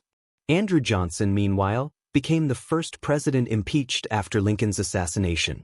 Unity tickets are great in theory, but messy in practice. Sometimes political marriages of convenience end in divorce proceedings. But while Lincoln was managing political coalitions, future innovations were waiting to simplify daily transactions. The barcode's first scan. June 26, 1974. Troy, Ohio. A Marsh supermarket cashier named Sharon Buchanan scanned the first product ever rung up using a universal product code barcode scanner. The product, a pack of Wrigley's Juicy Fruit Gum. 10 sticks, 67 cents. That pack of gum is now in the Smithsonian. Immortalized as the beginning of automated retail. Barcodes had been invented earlier. Patents filed in the 1950s. Standards developed in the early 70s. But this was the first real-world use in a grocery store. Before barcodes, cashiers manually typed prices into registers. Time-consuming, error-prone, inefficient. Barcodes changed everything. Faster checkout, better inventory tracking, instant price updates. Within a decade, they were everywhere. Now you can't buy anything without scanning or being scanned. That pack of gum started the automation that eventually led to self-checkout, where you scan your own items and the machine judges you for buying 3 frozen pizzas at once. But while gum was being scanned in Ohio, political reformers were trying to scan the Republican Party. The liberal breakaway. 1872 President Ulysses S. Grant was running for re-election. But some Republicans were disgusted with his administration's corruption, scandals involving whiskey taxes, Indian trading posts, railroad subsidies. So they bolted, formed the Liberal Republican Party, called themselves liberal because they supported civil service reform, low tariffs, and reconciliation with the South. Liberal in the classical 19th century sense, not the modern sense. They nominated Horace Greeley, the famous newspaper. Fractured every institution it touched. And speaking of fractured things, let's talk about what went to space. The emoji that left Earth. November 8, 1984. Space Shuttle Discovery launched on mission SS-51A. Standard retrieval mission. Nothing particularly unusual, but the mission patch featured a stylized drawing that some people later identified as resembling a smiley face formed by the orbits and positioning of satellites. It wasn't intentionally an emoji. Mission patches are serious business designed by committees and NASA officials. But the design had circular elements and curved lines that if you squint and want to see a face kind of looked like one. Calling it the first emoji in space is a stretch. It's more like pareidolia, the human tendency to see faces in random patterns. We see faces in clouds, in toast, in mission patches. The actual first emoji were created by Shigetaka Kurita in Japan in 1999. But claiming STS-51 as patch as an emoji makes for a fun fact, even if it's more interpretation than intention. Space is serious. Smiley faces are not. The combination feels wrong, but human. And speaking of human divisions, New York Democrats had another faction. The Democrats who hunkered down. The Hunkers, the other faction of New York Democrats in the 1840s opposing the barn burners, called hunkers because they hunkered after political office, meaning they prioritized winning elections and distributing patronage over ideological purity. The hunkers were willing to compromise with Southern Democrats on slavery to maintain party unity and power. They supported the annexation of Texas, accepted the Mexican-American War, and opposed the Wilmot Proviso, which would have banned slavery in territories acquired from Mexico. Basically, they valued political success over anti-slavery principles. The hunker barn burner split weakened New York Democrats throughout the late 1840s. They reunited in the early 1850s under the softshell and hardshell labels, which were somehow even worse names. New York Democratic factionalism was intense, confusing, and well documented because New York newspapers loved covering political infighting. The basic pattern: some Democrats opposed slavery's expansion, others prioritized party unity. Names got weird. American politics has always been fractious. We've just run out of good nicknames. And speaking of codes that organized American life, the zip code that came first. 1963, the U.S. Postal Service introduced zip codes, zone improvement plan codes, to make mail sorting faster and more efficient. Every address got a 5-digit code. The first zip code numerically 00601. Adjuntas, Puerto Rico.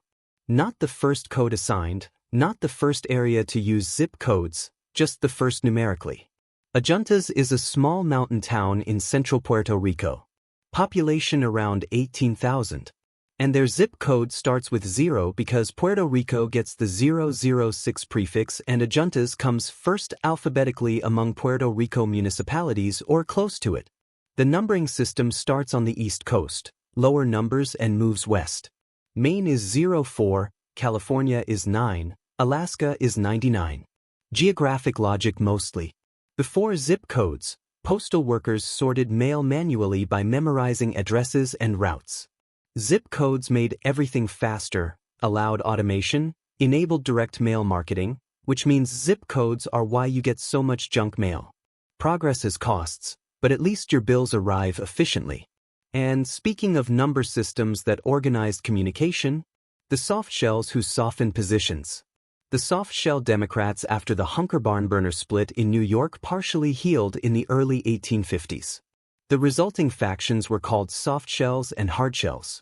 Softshells were former hunkers and some barn burners who accepted compromise on slavery issues, favored the Compromise of 1850, and generally tried to maintain national democratic unity. They were soft because they weren't rigidly pro-slavery or anti-slavery, just pragmatically focused on winning elections and avoiding party rupture. Softer positions, more flexible coalition building. They controlled New York Democratic politics through much of the 1850s. Nominated candidates distributed patronage. But as slavery tensions escalated toward the Civil War, being soft on the defining issue became untenable. You had to pick a side. By 1860, the the soft-shell-hard-shell distinction collapsed as national parties fractured completely. Sometimes moderation is a sustainable position. Sometimes the center cannot hold. The 1850s proved the latter. And while Democrats were debating positions, telephone companies were assigning codes. New Jersey's numeric claim. 1947, AT&T and Bell Labs developed the North American numbering plan, dividing the US and Canada into area codes to enable direct dial long-distance calling. Before this, you called an operator who manually connected your call. Area codes automated the process. The first area code assigned 201 New Jersey. Not because New Jersey was first alphabetically or most important, but because of the rotary dial. High population areas got codes that were fastest to dial on rotary phones. Lower middle digit meant fewer clicks. New York City got 212. Los Angeles got 213. New Jersey got 201. The system prioritized efficiency over geography or pride. 201 still covers northeastern New Jersey. The area code system worked so well that it's still in use, though we've added hundreds more as phone numbers multiplied. Now we have area code pride, area code nostalgia, area code identity. 201 is New Jersey. 908 is also New Jersey. 732 is also New Jersey. They've subdivided, but 201 was first. And while some Democrats were making calls for moderation, the hardshells who wouldn't bend. The hardshell Democrats, the other post-Hunker-Barnburner faction in New York, opposing the softshells.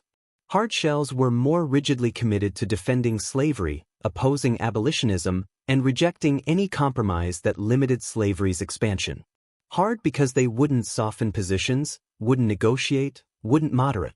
They represented the more conservative pro-Southern faction of New York Democrats, less dominant than the softshells politically, but more ideologically consistent, which meant they were better at losing elections while maintaining principles. By the late 1850s, as the Democratic Party fractured nationally between Northern and Southern Democrats, hardshells found themselves aligned with Southern interests. When the Civil War began, some hardshells became Copperheads opposing the war. Others joined the Union cause. The faction dissolved as war forced actual choices. Being hardshell about anything becomes difficult when reality demands decisions. But at least their commitment was clear. Unlike the ambiguous symbols Americans plant in space. The flag code nobody follows. U.S. Flag Code established 1923. Codified into federal law in 1942. Sets rules for flag display and handling. Never touch the ground. Never use for advertising. Always fold into a triangle. Dispose of worn flags by burning ceremoniously. Violation carries no penalty. It's advisory. Not enforceable. Protected by the First Amendment. But everyone quotes the never touch the ground rule. Except when Apollo astronauts planted flags on the moon, those flags touched lunar regolith constantly during placement. Hard to plant a flag without the flag touching the surface you're planting it on. The astronauts did their best, but moon dust got everywhere. Flags fell over when lunar modules fractured every institution it touched. And speaking of fractured things, let's talk about what went to space. The emoji that left Earth. November 8, 1984. Space Shuttle Discovery launched on mission SS-51A. Standard retrieval mission. Nothing particularly unusual, but the mission patch featured a stylized drawing that some people later identified as resembling a smiley face formed by the orbits and positioning of satellites. It wasn't intentionally an emoji. Mission patches are serious business designed by committees and NASA officials. But the design had circular elements and curved lines that if you squint and want to see a face kind of looked like one. Calling it the first emoji in space is a stretch. It's more like pareidolia, the human tendency to see faces in random patterns. We see faces in clouds, in toast, in mission patches. The actual first emoji were created by Shigetaka Kurita in Japan in 1999. But claiming STS-51 as patch as an emoji makes for a fun fact, even if it's more interpretation than intention. Space is serious. Smiley faces are not. The combination feels wrong, but human. And speaking of human divisions, New York Democrats had another faction. The Democrats who hunkered down. The Hunkers, the other faction of New York Democrats in the 1840s opposing the barn burners, called hunkers because they hunkered after political office, meaning they prioritized winning elections and distributing patronage over ideological purity. The hunkers were willing to compromise with Southern Democrats on slavery to maintain party unity and power. They supported the annexation of Texas, accepted the Mexican-American War, and opposed the Wilmot Proviso, which would have banned slavery in territories acquired from Mexico. Basically, they valued political success over anti-slavery principles. The hunker barn burners split weakened New York Democrats throughout the late 1840s. They reunited in the early 1850s under the soft-shell and hard-shell labels, which were somehow even worse names. New York Democratic factionalism was intense, confusing, and well-documented because New York newspapers loved covering political infighting. The basic pattern: some Democrats opposed slavery's expansion, others prioritized party unity. Names got weird. American politics has always been fractious. We've just run out of good nicknames. And speaking of codes that organized American life, the zip code that came first. 1963, the U.S. Postal Service introduced zip codes, Zone Improvement Plan codes, to make mail sorting faster and more efficient. Every address got a 5-digit code. The first zip code numerically 00601. Adjuntas, Puerto Rico. Not the first code assigned, not the first area to use zip codes, just the first numerically. Adjuntas is a small mountain town in central Puerto Rico. Population around 18,000. And their zip code starts with 0 because Puerto Rico gets the 006 prefix, and Adjuntas comes first alphabetically among Puerto Rico municipalities or close to it. The numbering system starts on the East Coast, lower numbers, and moves west. Maine is 04, California is 9, Alaska is 99. Geographic logic mostly. Before zip codes, postal workers sorted mail manually by memorizing addresses and routes. Zip codes made everything faster, allowed automation, enabled direct mail marketing, which means zip codes are why you get so much junk mail. Progress has costs, but at least your bills arrive efficiently. And speaking of number systems that organized communication, the soft shells who softened positions. The soft-shell Democrats after the hunker barn burner split in New York partially healed in the early 1850s. The resulting factions were called soft shells and hard shells. Soft shells were former hunkers and some barn burners who accepted compromise on slavery issues, favored the Compromise of 1850, and generally tried to maintain national democratic unity. They were soft because they weren't rigidly pro-slavery or anti-slavery, just pragmatically focused on winning elections and avoiding party rupture. Softer positions, more flexible coalition building. They controlled New York Democratic politics through much of the 1850s. Nominated candidates distributed patronage. But as slavery tensions escalated toward the Civil War, being soft on the defining issue became untenable. You had to pick a side. By 1860, the soft-shell-hard-shell distinction collapsed as national parties fractured completely. Sometimes moderation is a sustainable position. Sometimes the center cannot hold. The 1850s proved the latter. And while Democrats were debating positions, telephone companies were assigning codes. New Jersey's numeric claim. 1947, AT&T and Bell Labs developed the North American Numbering Plan, dividing the U.S. and Canada into area codes to enable direct dial long-distance calling. Before this, you called an operator who manually connected your call. Area codes automated the process. The first area code assigned 201 New Jersey.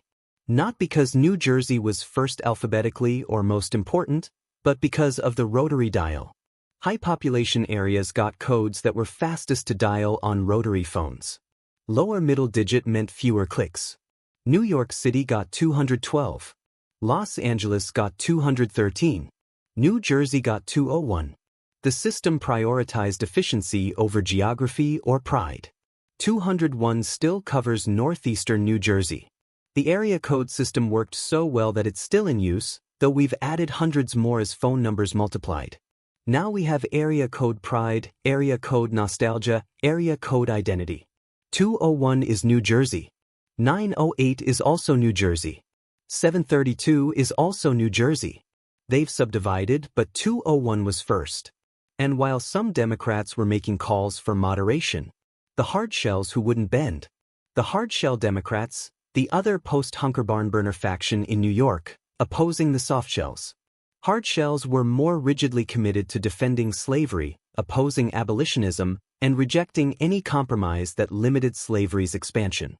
Hard because they wouldn't soften positions, wouldn't negotiate, wouldn't moderate. They represented the more conservative pro-Southern faction of New York Democrats, less dominant than the softshells politically, but more ideologically consistent, which meant they were better at losing elections while maintaining principles. By the late 1850s, as the Democratic Party fractured nationally between Northern and Southern Democrats, hardshells found themselves aligned with Southern interests. When the Civil War began, some hardshells became Copperheads opposing the war. Others joined the Union cause. The faction dissolved as war forced actual choices. Being hardshell about anything becomes difficult when reality demands decisions. But at least their commitment was clear. Unlike the ambiguous symbols Americans plant in space, the flag code nobody follows. U.S. Flag Code established in 1923, codified into federal law in 1942, sets rules for flag display and handling. Never touch the ground. Never use for advertising. Always fold into a triangle. Dispose of worn flags by burning ceremoniously. Violation carries no penalty. It's advisory, not enforceable. Protected by the First Amendment. But everyone quotes the never touch the ground rule. Except when Apollo astronauts planted flags on the moon, those flags touched lunar regolith constantly during placement. Hard to plant a flag without the flag touching the surface you're planting it on. The astronauts did their best, but moon dust got everywhere. Flags fell over when lunar modules,